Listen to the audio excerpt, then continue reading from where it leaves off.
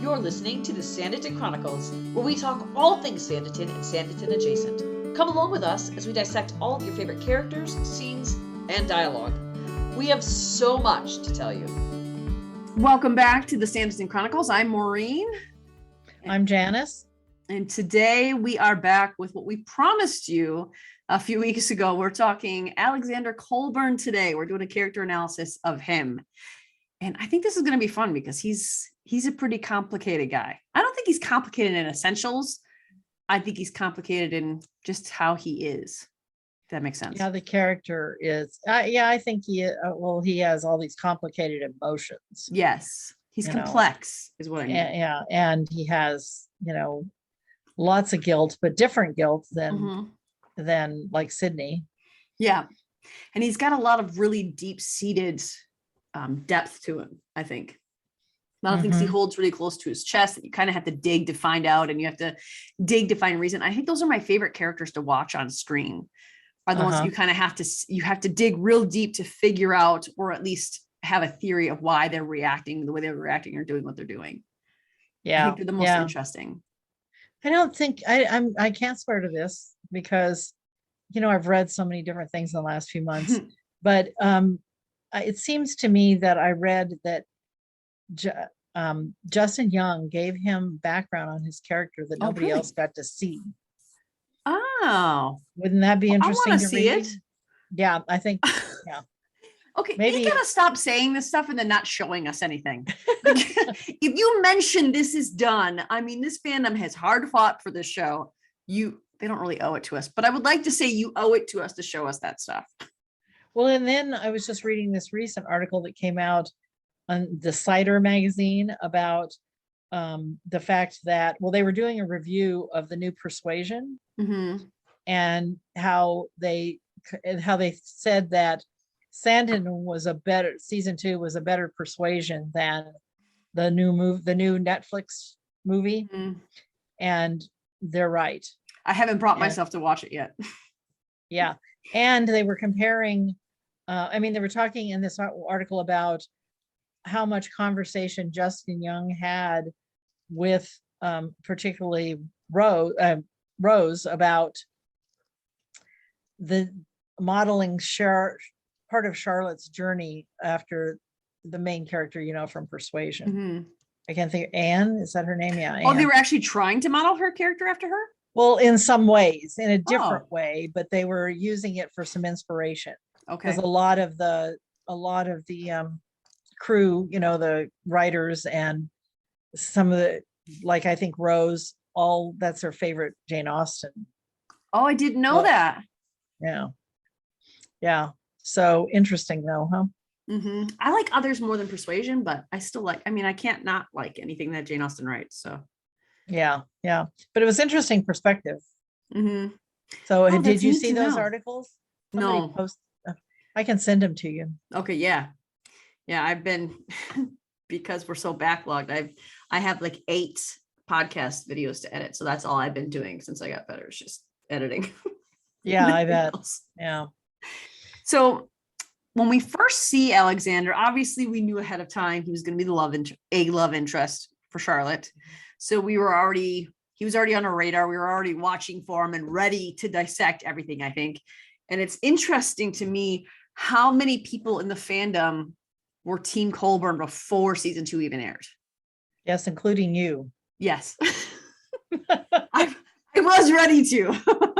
I was not. I was willing to give Lennox a shot, but when he first appeared, I'm like, no, can't do it. I tried for like a second, but Colborne just, I don't know. I really like Ben Lloyd Hughes, though, I think is my problem. Like, I like Tom Weston Jones a lot, too. Well, they both have 3 names. I just realized. I don't know why it took me that long to realize that. But I really, really like the actor, Ben. And I think he just fits that world so well. So that's why I was so excited about him being the love interest, because I feel like he fits the world really well. Yeah. And he fits that character. He's doing a really good job with that character. I haven't watched that new show he has out called The Stranger in My Bed or whatever it's called. I didn't know he was in a new show. Yeah. And I've read about it, and they said, people's review said that he was a completely different character, but really good in it. But, you know, I don't think it's quite so likable, that character. I'll have to look into well, that this one. guy, so him as Colbourne, there's times where I like him, and there's times I really dislike him. I agree with that. And we see him, and he's not that offensive to me when we first meet him. I mean, he gives her a hard time, but it's not that hard of time. You know, if you contrast her first interaction with Sidney, well, not the very first, but, you know, real conversation with Sidney, as opposed to Colborne, Alexander, I guess, or Xander, or whatever they called him, that character. Obviously Sidney was much worse. Sidney was mean. He was. I don't think Colborne is mean. I think Colborne is closed off. Yeah, there's a couple of times because of his own guilt, that he's pretty mean to her. And see, I think the difference is that Sidney tried to be mean. He actively, because he didn't want his heart broken. Yeah, so he was closed off because he was trying to protect himself, whereas Colborne was closed off because of his pain, because of the guilt that he felt. It wasn't that necessarily he was trying to protect himself. Colborne was closed off because he was trying to protect others, I feel like. And I think that's the difference. I would say that. I would not say that entirely, because so much of it was his guilt about what he had done. We find out about later in the series. Yeah. But for Sidney, it wasn't something he'd done. It's something that had been done to him. Oh, I agree. But I think that Sidney, because of what had been done to him, that's why their meanness is different, because Sidney's trying to protect himself from there on out. He doesn't ever want that pain to come back. He doesn't ever want anyone to have an opportunity to do that again.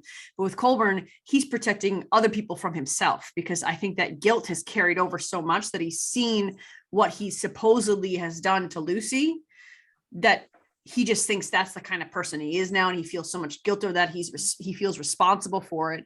And I think especially with Charlotte, because you can see what Lennox says to him in that tent right before he broke it off with Charlotte. That's why he's mean, is because he's trying to protect Charlotte from himself.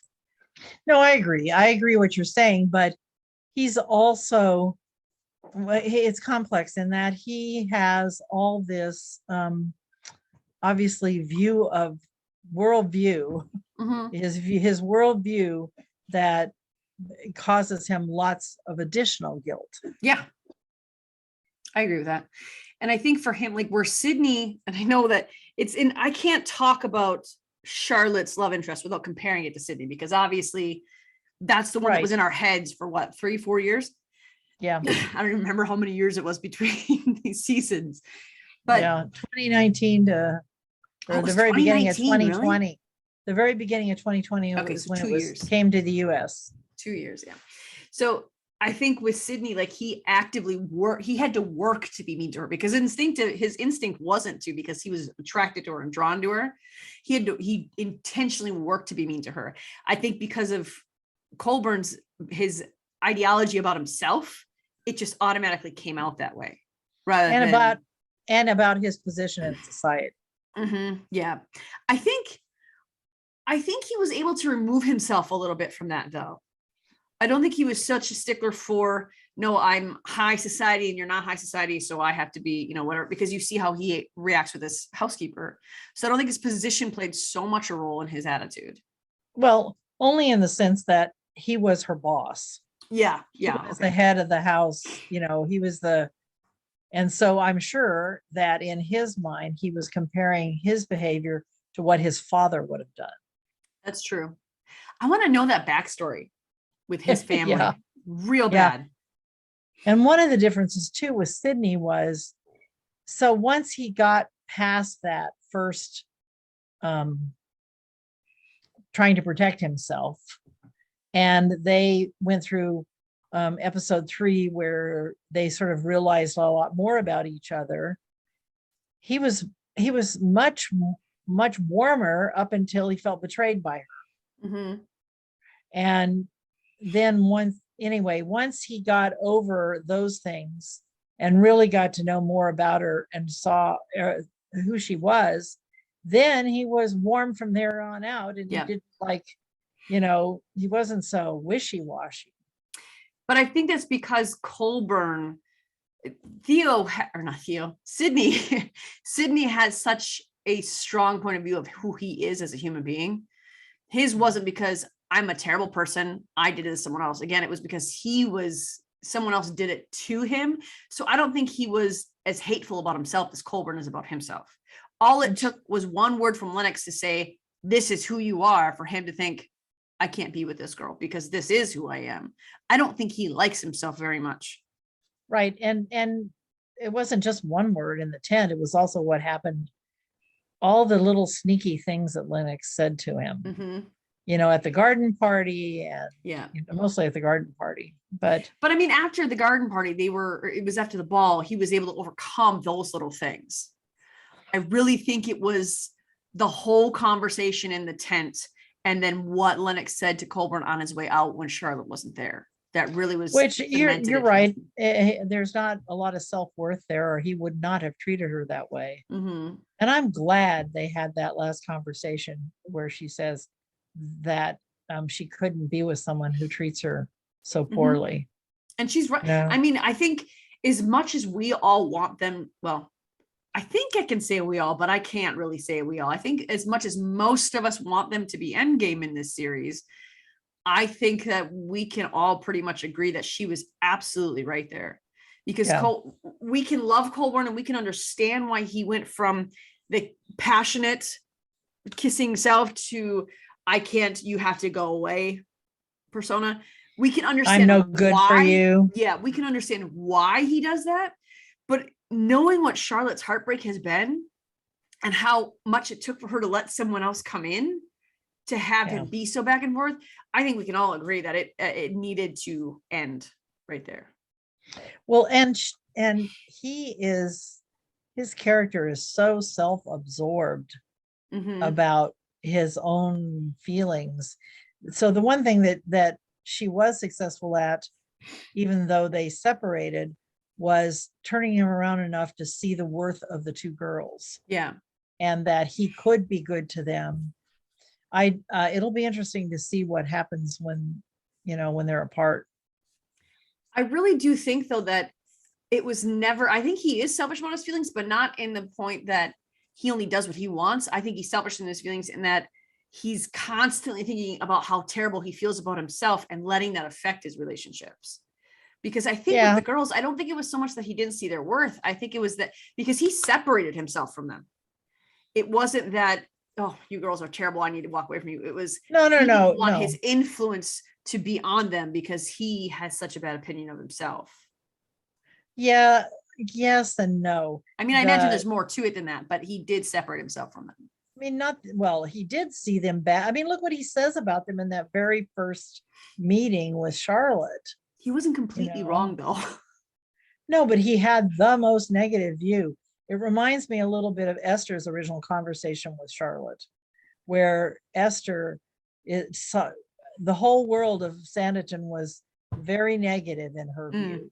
Yeah. And everybody she described was negative.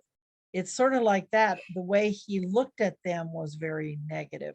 And, I'm sure a lot of that comes from things he heard from the other governesses that they had. I mean, probably he's repeating a lot of that, but he wasn't overcoming it.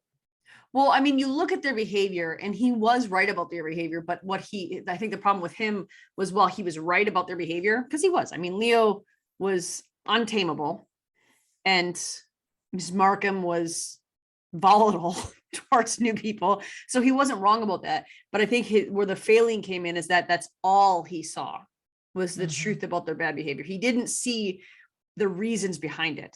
When if you were an involved guardian or parent, you would understand the reasons behind their behavior and work to fix it. And he didn't work to fix it, and he didn't look at the reasons behind the behavior. He just saw the behavior itself and thought, okay, well, this is what it is then. Yeah, and I think that there was part of him that believed what Charlotte was saying, because he ran her down and said, "You're hired." Mm-hmm. which she definitely stood her ground in that conversation. Yeah. But he just kept falling back into, not wanting to be with them, really. Mm-hmm. And she definitely nails it when she says, this house that is a tomb. Yeah. It's completely silent, And so it was a big change when he actually was open to having the piano played, Mm-hmm. and having, actually having the pianoforte tuned and unlocked. Yeah.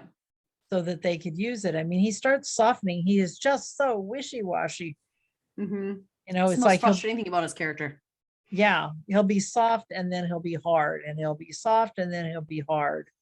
And then the thing that was the thing that was shocking about that last conversation, well, not the very last conversation, but when she shows up at the house after they've had this big conversation the night before, and she's come to learn so much more, and she arrives and finds out that he's having breakfast outside with the girls, and miracle of miracles, then she goes out there and without being able to even hardly say hello, he takes her away and wants to have her resign. Not, he doesn't want to admit it's his fault.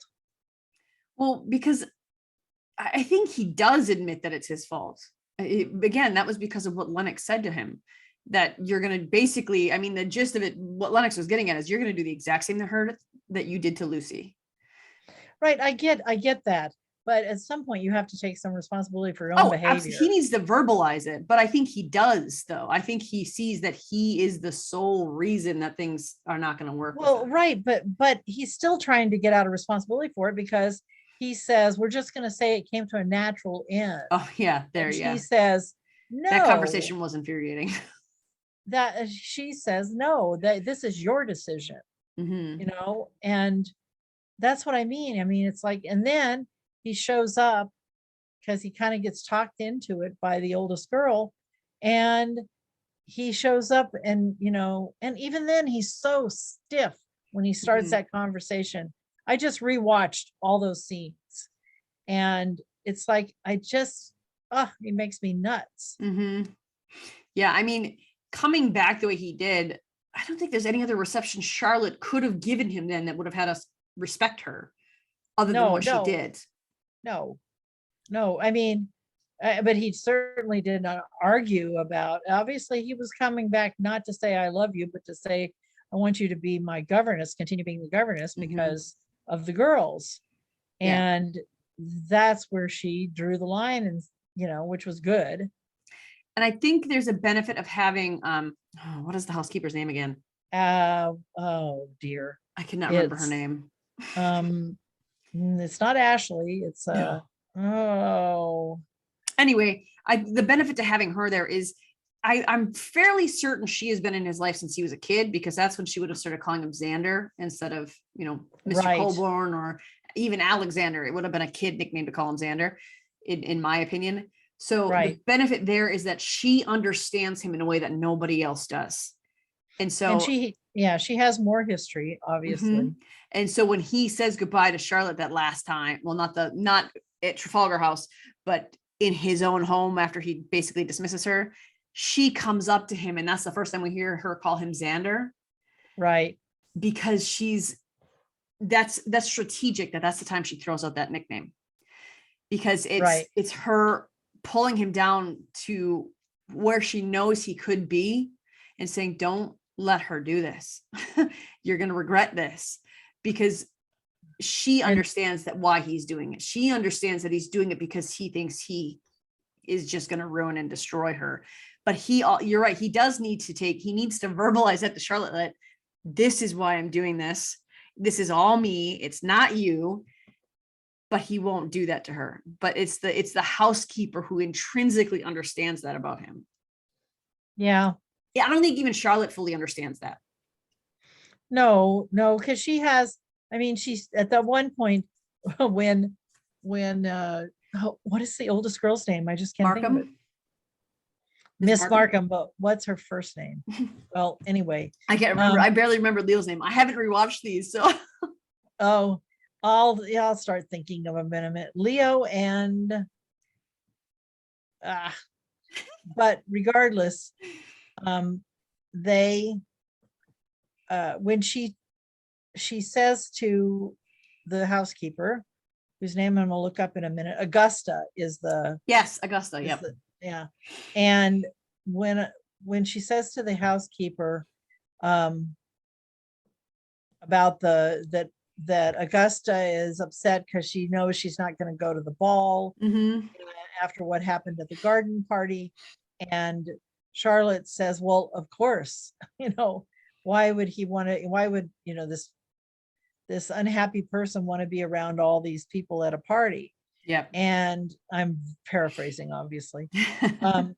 But anyway, and she says, you don't know what you're talking about. The housekeeper does, right? To her, there's much more. Mrs. Wheatley. Yep, I just found that. I was just gonna say I pulled up the IMDb list. Yeah. Oh, it drives me crazy when I can't think of these names. But anyway, she is a cool character. I love her character. Yeah. She says that, so we know there's more to his story than we're seeing even. Yeah. I'm going to have to see the other part of his story and have him change before I'm going to really tell you I like him. Yeah, because I mean, right now, honestly, he doesn't deserve Charlotte right now. He doesn't. It can't be Charlotte that fixes him. He has to fix himself. He has to be willing to get out of this hole that he's in, because he's been in this hole since before Leonora was born. He's been stuck there. So he has to be willing to change and to realize truths about himself instead of continuing to believe these lies before he's even minutely worthy of Charlotte. Yes, I want him to be her endgame because I think that he could be good for her in the end. I think their personalities naturally, they're opposite. So I think they would work really well together, but not where he's at right now. And I think too that it's obviously Leonora and Augusta, it's just like slaps in the face every time he looks at him of Lucy, because Leonora is her twin sister's daughter, or not Leonora, Augusta is his twin sister's daughter, and Leo is obviously Lucy and probably Lennox's kid. So I mean, that's the other reason he hides himself away, is because he's already consumed, like this guilt over Lucy has suddenly defined everything about who he is by his own design, by his own choice. Didn't have to, but he let it get there. And then every time he looks at these kids, there's Lucy. Right. But I really think that after Leo went to find out if the colonel was her father, and he says, no, this man's your father. And then she says, I really wanted you to be my father. And they hug. And then in the next scene, next time we see them all together really is when they're having breakfast. So it seems to me like he's come to terms with that. So he's starting to see them as separate people and not just images of these other people. So I think that has happened, but he just kind of has to get over himself. I think it's step by step. And that was the first step, was hearing Leonora tell him. I mean, when she said, I was hoping it was you, she was basically saying, I needed you to be it. And to have her say that to him when he had, because even while he was separating, even though he had these negative views of them, he basically was thinking he was failing these kids. And so to hear her say, in all essentials, I needed you, or I wanted you to be my father, that spoke volumes to him. But it's the whole thing too. Even when they had the picnic, and she says, please come in, he still he's works from a standpoint of a no. Like he's got this wall around him. Okay, so the kids have made a crack in it thanks to Charlotte. Exactly. And it was because no one was speaking to him the way Charlotte openly did. I mean, Mrs. Wheatley was, but he's known Mrs. Wheatley so long that even when she says, you're going to regret this, he basically says, probably, but it is what it is. He doesn't change because Mrs. Wheatley tells him that, but Mrs. Wheatley puts truth in there. Charlotte is right up in his face saying, look at what you're doing to these kids. Yeah. This is a mistake that you're doing. You're hurting them. You're harming them. So it was obviously because of her that he started to soften. and started to see those kids for what they really were. He was I think Charlotte just does that to everybody. He was the Ricochet Rabbit with her. I mean, emotionally. Mm-hmm. He was just, yeah, I don't like him much at all right now. I like him because I feel like looking at why he is the way he is makes me like him still, because then that means that there is more than hope for his character. Because and I'm sure he is the way he is means that there's a way to overcome it. And I'm sure they'll bring him around, in the next season, because I mean, we haven't heard about any other characters, possible suitors that are going to come in to play. So I'm sure he is going to be the one, her love interest, because obviously she's not going to end up marrying the farmer. I'm sorry. No, she's just not. And as nice a guy as he, I'm sure is, but he's not even in her class at all. Mm-hmm. I mean, and she's so much more educated and has so much more on the ball with learning and her perspective of the world and everything else that won't work. Yeah. But he's got to earn his way back into her life. I agree. I am dying to see how Lady Susan gets involved. I know. I was so hoping to see her in season 2, because why would they tell her there was going to be a season 2 and more if she wasn't going to be in something? Well, I think she's in season 3. Is she? She was there filming. Okay, I didn't know that. Oh yeah. There was shots of her on the set. So I don't remember exactly where, but I think I'm 99% sure she is going to be in season 3. You can't have that relationship and then grow it and develop it and then just make it disappear. So and especially the impact that relationship had on Sanditon. Mm-hmm. Yeah. It was huge. And it is going to be, I mean, yes, I can't wait for season 3 because of all the things they have set up in terms of what's going to happen with Crystal's character, Georgiana. And yeah, so I can't wait to see how her story plays out. Yeah, and finding her mother and all that. Mm-hmm. Yeah, it'll be interesting. I wonder, because Colbourne we don't fully know where he's taking the girls, but I think we can assume it's London, since where he's at is his country house. So we can assume that he's taking them to London. I wonder if it's to, introduce Augusta to the balls and to give her a season if he runs into Lady Susan there. Maybe they connect somehow, and she has, because Lady Susan, much like Charlotte, has a definitive impact on anyone that she meets. Yeah. So I wonder if that's how they're going to pull that back together. Maybe Susan will invite Charlotte out, or so she'll go to, I don't know, something. But I think that would be a smart choice to have Colborne connect with Lady Susan, especially as she's. I don't know. You get the impression from the one preview they've given us is that they see each other again at a ball. We assume in Sanditon, but we don't know that. Maybe not. But I think probably maybe Susan invited her to London, and so her fiance says, "Let's go together." I have too much animosity towards a guy who seems very nice.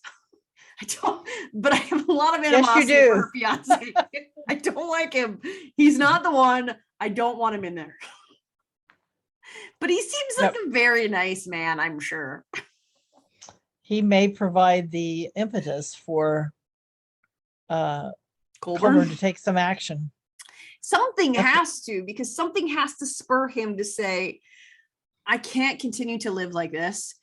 I love this woman. I need to be better. Something has to spur him to make that decision. Yeah. Because he's going to get there somehow. I don't think the writers hate us enough to not make that a thing. No, I'm sure they will get together at some point, and it will be interesting to see how it happens. And I do, I very quickly watched all 6 episodes. I fast forwarded through some parts of it because I was really looking at Alexander Colborne, but in the process, it made me really realize my feelings and how this, this whiplash we get from the emotions with him. And also it made me realize that I really love the way they've woven this story together. Yeah. And, we had 8 episodes for the first season. And this is another thing you're going to find interesting. In that same article, I love when you bring these nuggets up.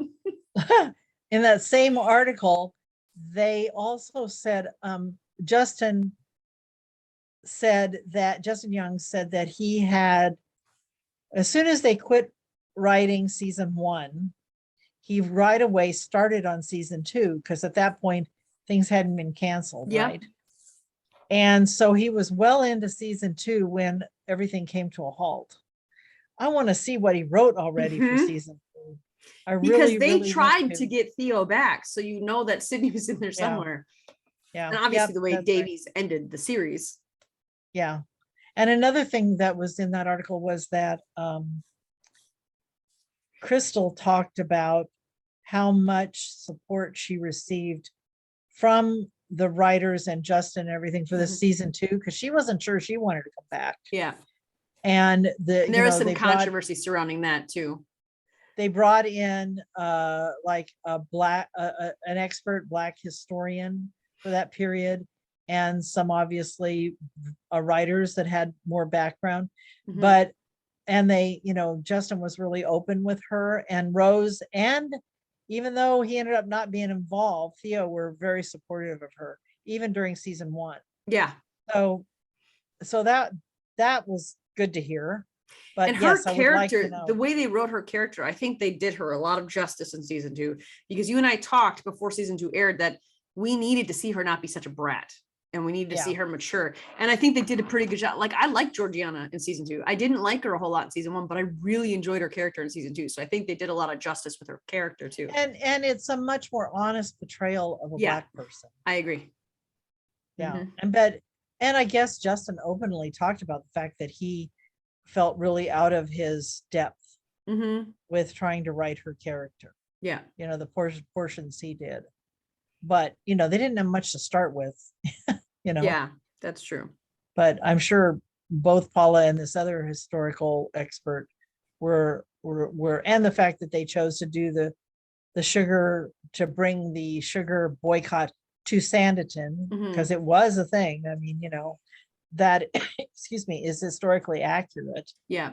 And they did pull, because season 1 we had the Sons of Africa, season 2 we had the sugar trade. So I like that they're continuing to give her things to fight for that someone of her color would have been fighting for at that time, at least in some capacity. Yeah, definitely.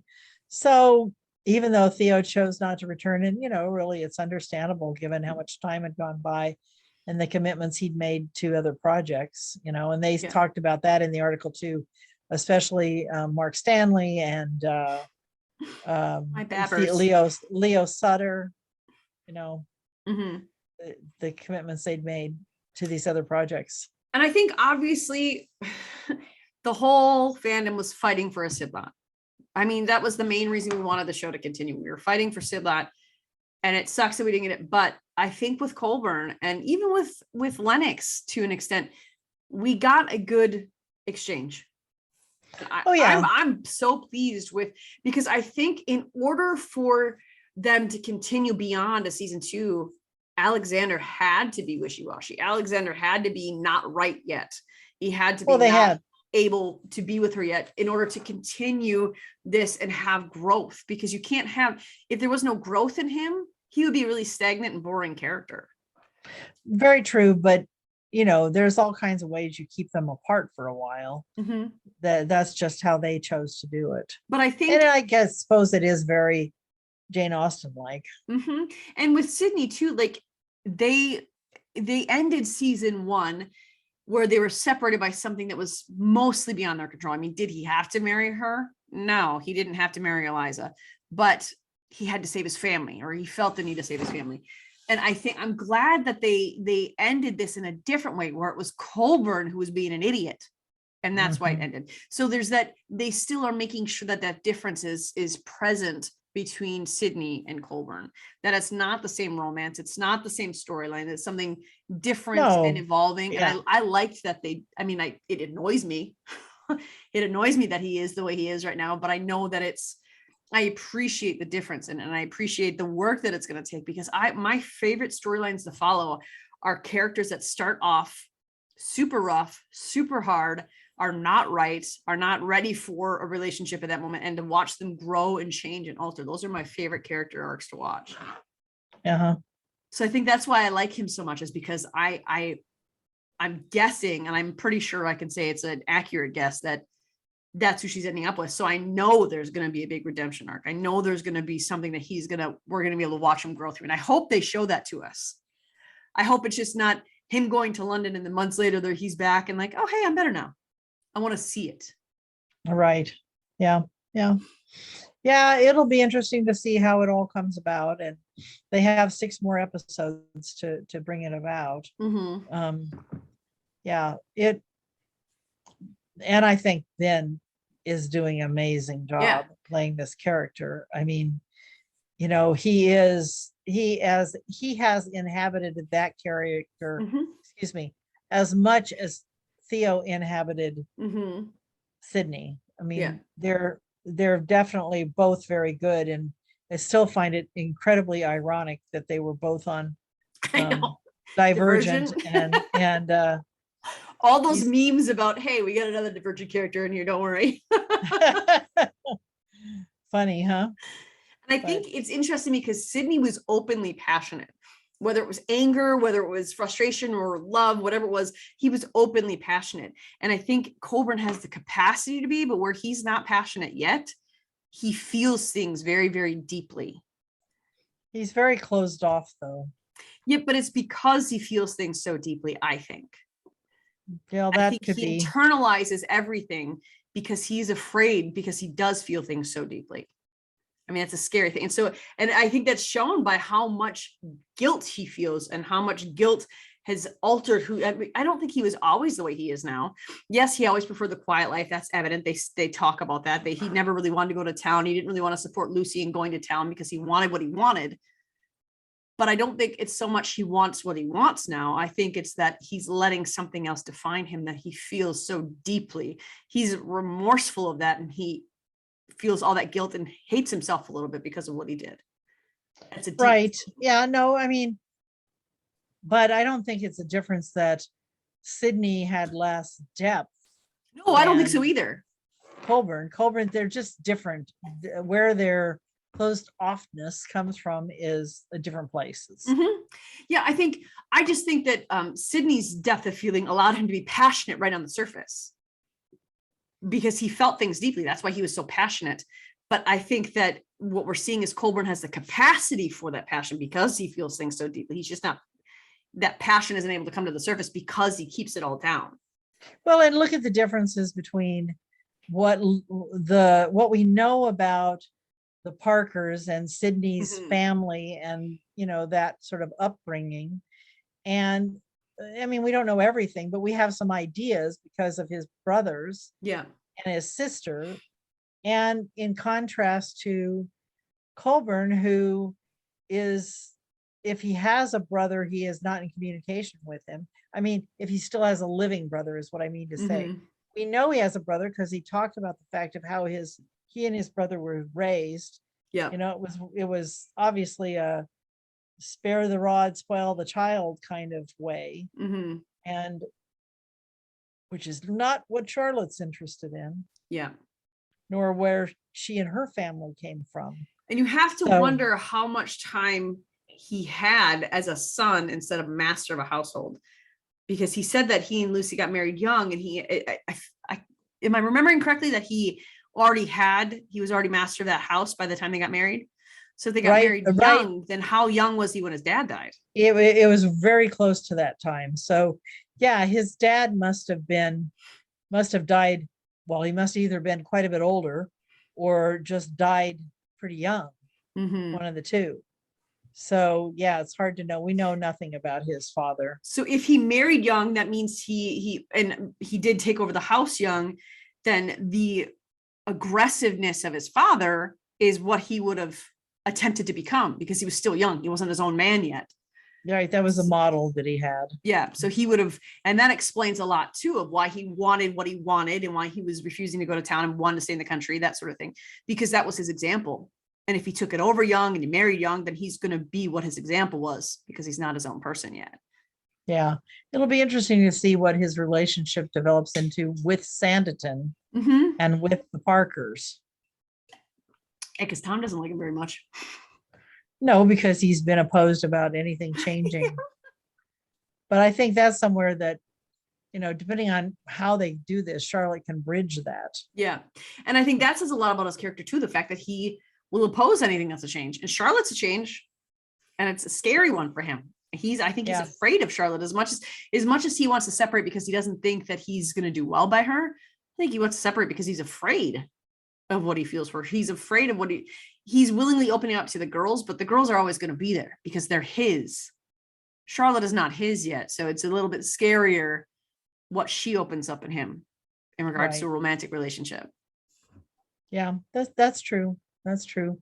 Well, it is interesting. He is definitely, I mean, there's times he's a likable character, but there's, you know, like when they're walking so when she kind of helped with the horse, when she's on her way to look for Leo, but she stopped and helped with the horse, and he was quite impressed with that. You know, he was trying to protect her, but it turned out she didn't need any protection. Yeah. She was, you know, able to calm the horse and get everything under control. And then they start looking for Leo, and they have this wonderful warm conversation. You know, so he's capable of it, but if he can just get over himself. I think he has a lot of moments where he's like, well, I think I like him more than you like him right now, though. Well, that's true right now because I really dislike him for what he did to the girls and Charlotte. You know, just like I was just really upset. Understood what happened with Sidney, but you know, upset about it, and just, Chris, we spent all that time in our heads trying to figure out what was going to happen to get them back together. Yeah. And the answer was no, nothing. He was going to die, and I think that seeing in the end his relationship repaired at least partially with the girls helped along a lot, and it went a long way to helping me like him even more, because he's doing things little by little in the way that he feels is safe. But I hope to see him become more bold rather than doing the safe route.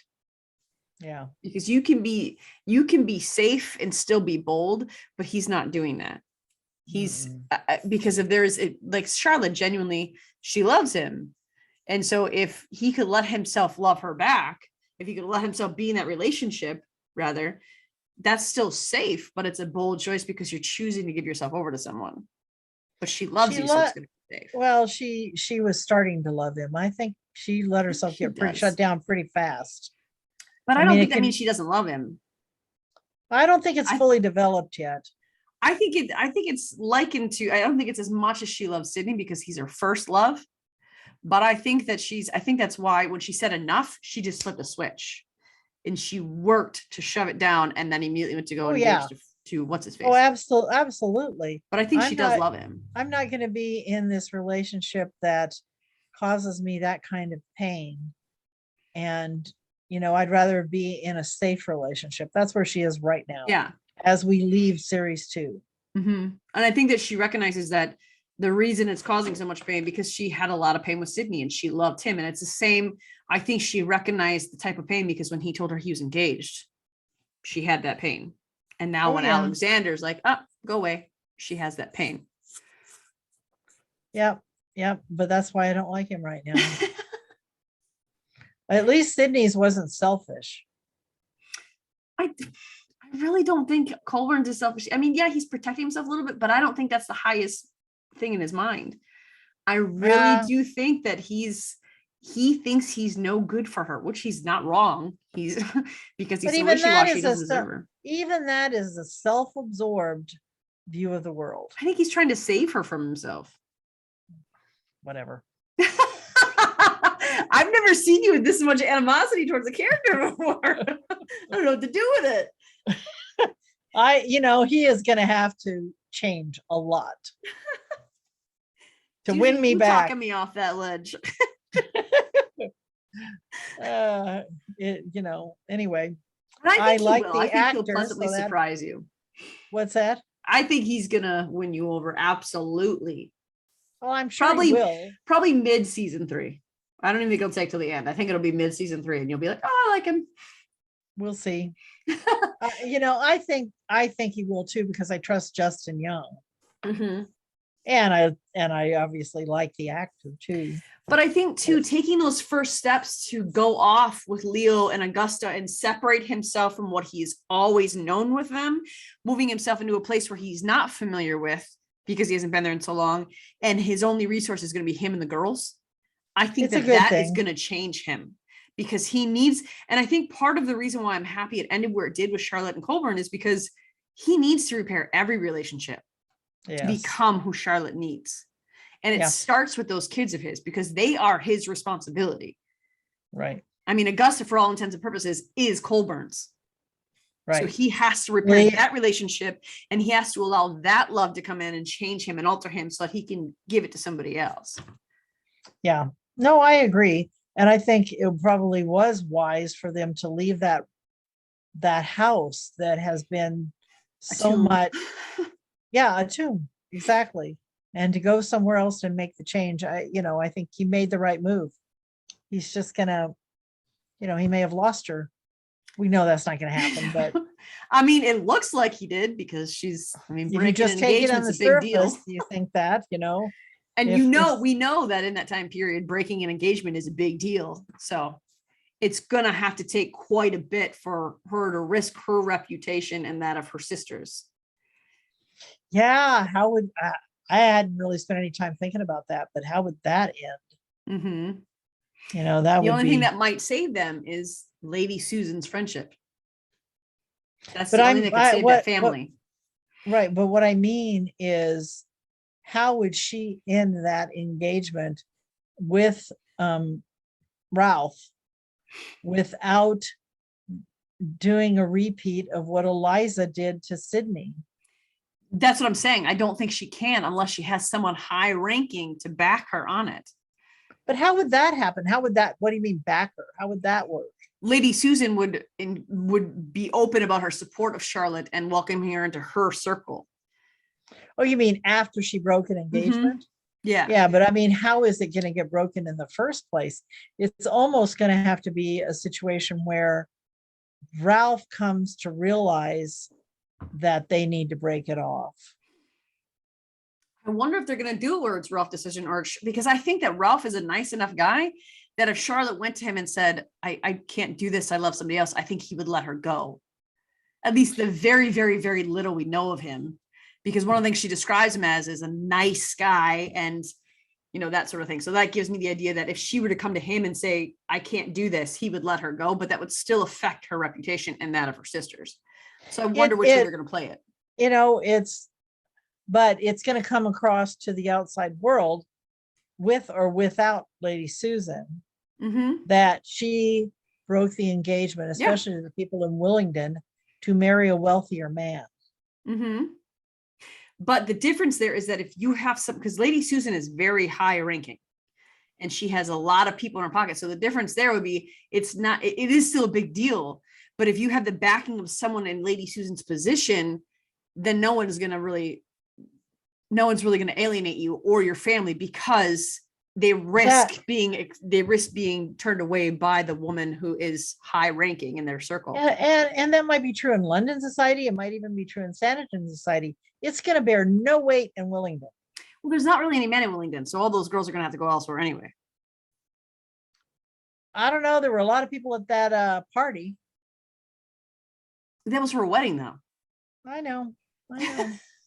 No, it wasn't Charlotte's wedding. It was Allison's wedding. Yeah. I don't know. It's going to be, they have some complications to work out that they've created. And I think that's what's going to make it a really fun season. Yeah.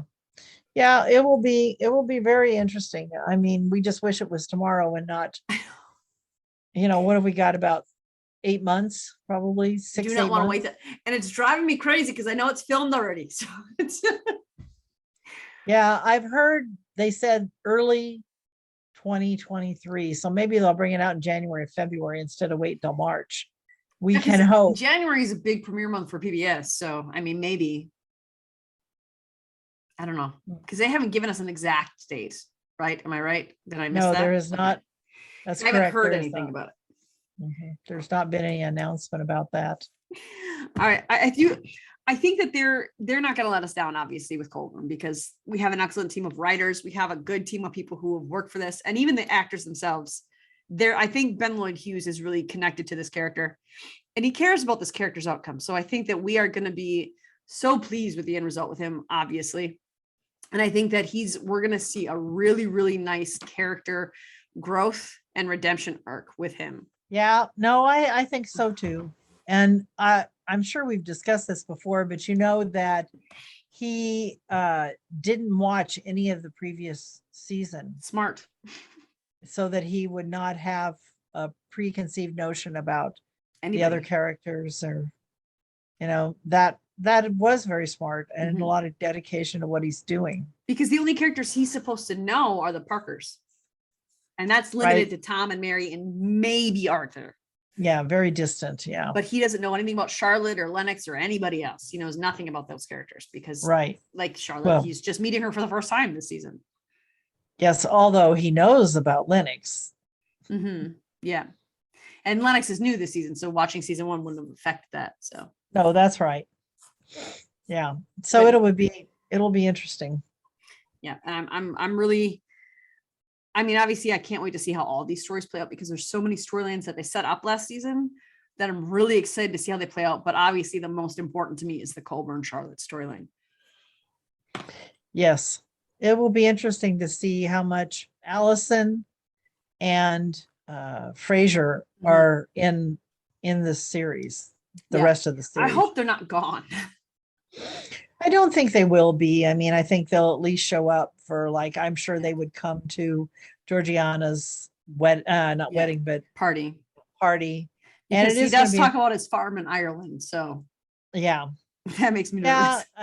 I think he'll stay in Willington. I really do. I don't think they'll move to Ireland. I mean, what's he going to do? Just as I come from farmers in Ireland, and a lot of the farmers in Ireland were dirt poor. That's true. Maybe he'll partner with her dad on the farm, but yeah, I mean, he's not going to give it to them. He's got sons. No, but they may just work the land together. I hope he becomes a landowner himself. Oh, that still might happen. Yeah. Okay, so I think there's probably more we could say on Colborne, and already we've had some comments on our YouTube videos characterizing Charlotte, that long comments that involved a lot of Colborne character description and detail. So if you think that we've got something wrong, let us know. If you have something that you disagree with or agree with or think we left out or an important bit, whatever, let us know. And you can find us in our email. You can find us on Twitter and Instagram and Facebook and YouTube. Don't be offended if I don't respond.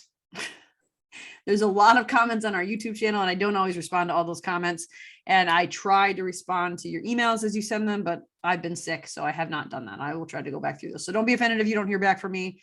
Eventually in an email, I'll get back to you at some point. And I don't respond to all the YouTube comments. I read them all though. So thank you for interacting with us. Thank you for letting us know. And there's even a couple where I've shared with Janice that, hey, look at what this person said. So.